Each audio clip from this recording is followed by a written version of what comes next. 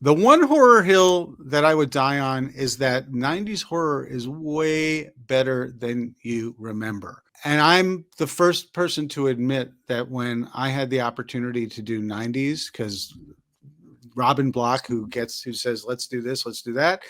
I make suggestions as well. And he's like, let's do 90s next. Cause people are saying they want 90s. And I was like, I don't know if there's enough in there. Hang on, hold please. David Hold, Weiner. hold please, hold please.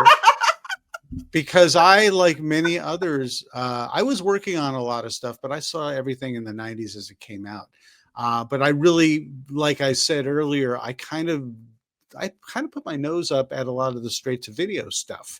So I didn't really discover a lot of those things like, Dr. Giggles and the dentist and, Necronomicon and, just Cemetery Man, Delamore de la Morte. There were a lot of things that I just were not part of my experience until I revisited and did more exploration and checked things out where I'm like, well, I never saw that. Let's give it a go.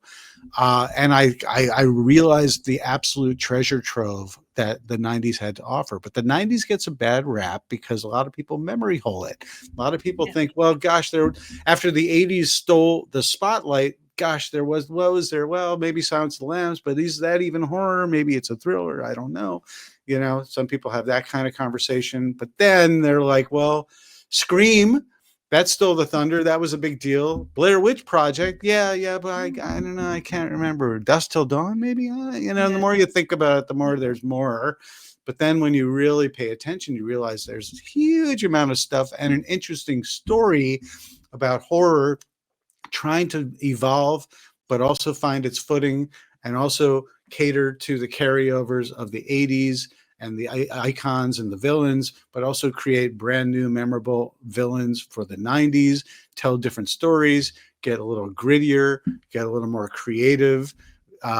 There's so much story to be told for this decade.